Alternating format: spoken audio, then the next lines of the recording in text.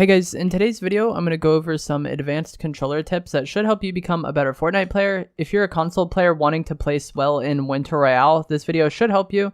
There's lots of useful information in this video. If you do enjoy it, please do remember to give it a like and subscribe if you would like to see more. I do post videos on this channel pretty regularly that should help you become a better controller player.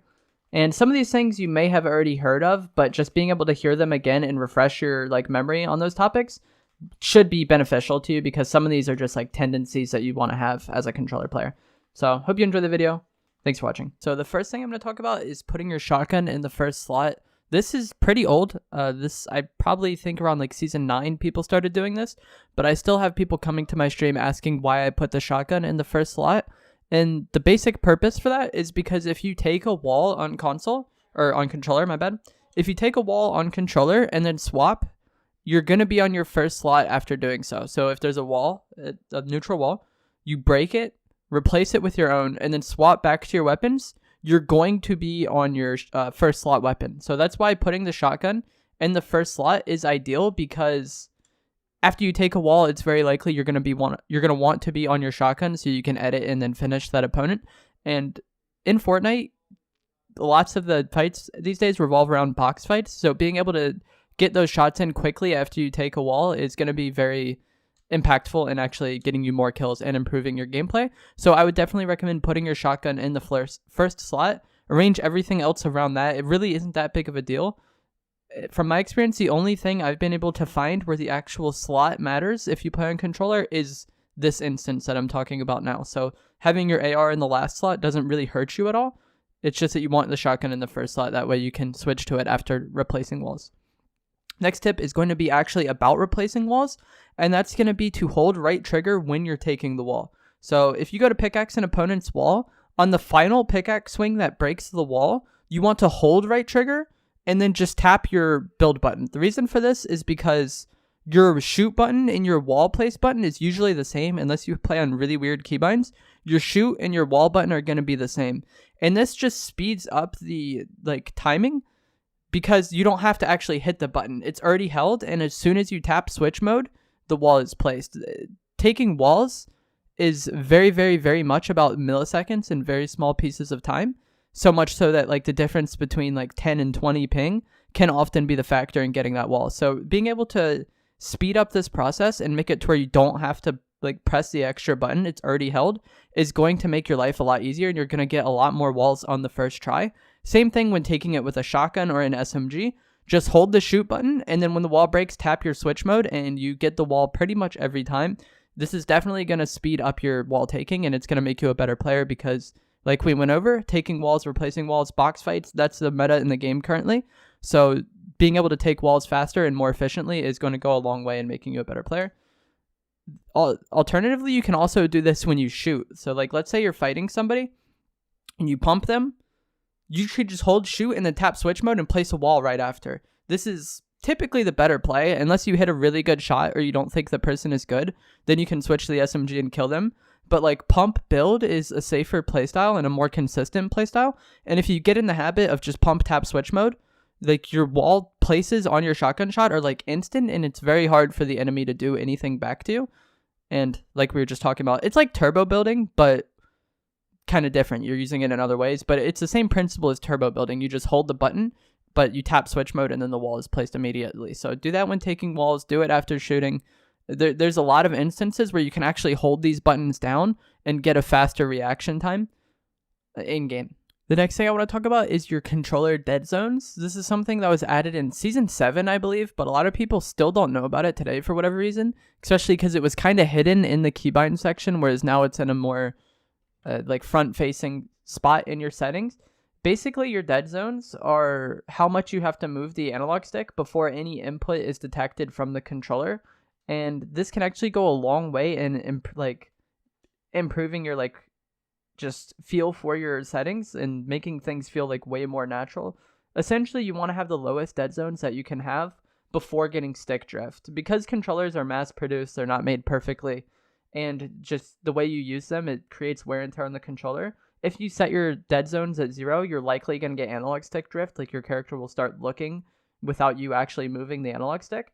But if you set this to as low as you can without getting stick drift and then just get used to that, you're going to have like the most like natural feel for your settings that you can possibly have, I think. So this is something that like whenever I've gotten someone to change it, because I still know like a decent amount of people that don't know about this. Whenever I get someone to change these dead zones and like set them up the way that I described, they get a lot better at the game and they just feel like their aim is so much better. So put your dead zones as low as you can without getting stick drift, and you will see like massive improvement in your accuracy, I think, once you get used to it. Obviously, it might feel a little bit odd at first, just like changing any sensitivity or any setting, but once you get used to it, it's like better in the long run. So change your dead zones. Like I said, it's been here for like 4 seasons, but there's still like many players who don't know about this. The next thing I want to talk about is something that's very basic in like almost every shooter, but it goes overlooked in Fortnite because just the nature of Fortnite is it's just not a pure shooter. There's the building aspect. There's a lot of many different aspects to this game. So people don't think about crosshair placement as much.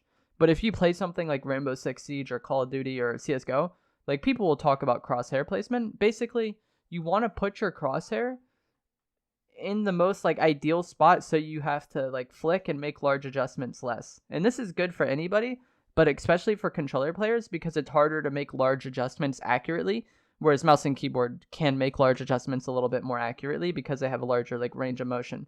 So don't want to put your crosshair down. Lots of people look down at the ground all the time. You want to have your crosshair somewhat near head level and where you expect enemies to be. So like if you're in a house, you want to kind of put your crosshair where you expect the enemies to be. That way, if there is somebody there, you have to adjust less and you can just be more consistent with your aim because you're making smaller adjustments most of the time. And that's really basic. Lots of people probably know about that. But what people often overlook is crosshair placement with editing. If you go to edit a wall, how you edit the wall and where you finish your edit in relation to the enemy player actually matters a lot. I'm going to have an example on screen here right now. But in this example, we're taking out the bottom corner of the wall, and the enemy is standing on the far right side. So if I swipe mid-row to bottom on this edit, I'm actually like quite far away from the person. But if I swipe bottom to center row, then I'm right on them. And there's just a lot of little things like that with editing that can go a large way in actually like getting you kills that you wouldn't have gotten otherwise. Or you're just making fights harder on yourself than it needs to be. So look at where people are in the box and then think about that before you edit it. Like, you don't need to stop and think about it for a long time, but just react to where the opponent is and plan your edit accordingly. Same thing for taking out the top row. If there's an opponent on the right side of the box and you swipe right to left, you're going to have to adjust way more after you confirm that edit than if you swipe left to right. And then same thing with windows too. Like there's a lot of little things with editing that when you think about crosshair placement, you're actually going to give yourself much easier shots. You want to just have to adjust and flick as little as possible, and you want to have to make like a bunch of little like mini adjustments when it comes to aiming. You're going to be way more accurate and way more consistent that way. So think about your crosshair placement when you're editing and make your life a lot easier than it needs to be, because I see a lot of people edit in a way that makes it harder for them to hit the shot. And I do it too sometimes. Everyone does it, especially in the heat of the moment. But if you try to get this down to second nature where you edit like with proper crosshair placement in mind, you're going to be a lot more consistent in box fights, which, as we've talked about several times in this video, is the Fortnite meta currently.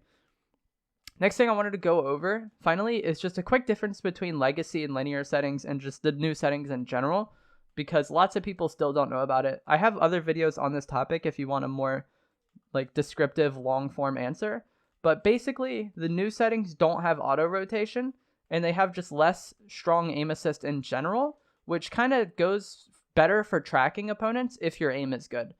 Auto rotation is the LT spam that allows you to lock on to opponents. So if you play on the legacy settings, you have that auto rotation. So your aim will snap to somebody when you tap left trigger. If you play on the new settings, you don't have this. The new settings do have better hip fire though. Like there's a lot of differences between them.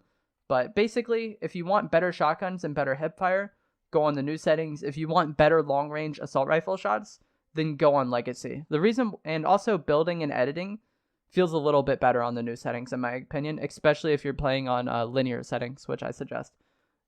The reason why I think linear is better, because like we talked about, the hip fire is better on shotguns, the editing, the building is better. You're losing out on long range ARs, but like we've talked about before, Fortnite is a box fight meta currently, so the fights that matter most are going to be your close range edit and like shotgun fights, and that's better on linear, so that's why I play on linear.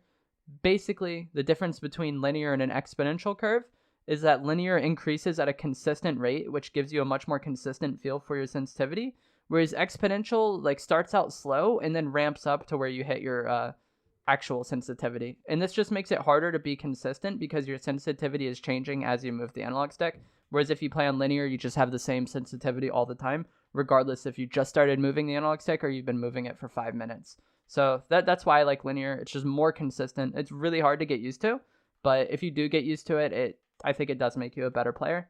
You just lose out on some long range stuff, which in my opinion, those fights don't matter too much. So that's going to be it for this video. Like we talked about, put your shotgun in your first slot. Get used to holding right trigger when you try to take walls and then just tapping switch mode because it just frees up a button press. And that small difference in time can be the factor in you getting the wall or not getting the wall. Make sure you adjust your dead zones and put them as low as you can without getting stick drift. Practice good crosshair placement, especially when you're making edits on opponents. And then finally, decide whether or not you want to use linear or legacy settings. That really isn't a tip, but I feel like even still, there's a lot of people that don't understand the difference between the two different settings. And it's really odd to have different types of aim assist. So I wanted to quickly go over that in this video. Like I said, I do have several videos on that topic that are longer and more descriptive, and there's graphs and stuff to show the differences. If that's something you're interested in, please remember to like this video, subscribe, turn on notifications, all that stuff, and I will see you guys another time. Thanks for watching.